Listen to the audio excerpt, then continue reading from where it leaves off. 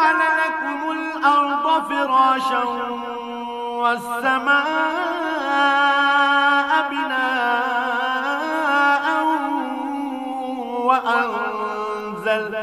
وأنزل من السماء ماء فأخرج به من الثمرات رزقا لكم فلا تجعلوا لله أندادا وأنتم تعلمون।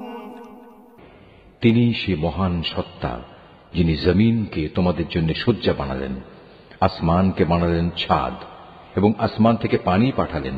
তার সাহায্যে তিনি নানা প্রকারের ফলমূল উৎপাদন করে তোমাদের জীবিকার ব্যবস্থা করলেন। অতঃপর তোমরা জেনে বুঝে এসব কাজে আল্লাহ তাআলার সাথে কাউকে শরীক করো না।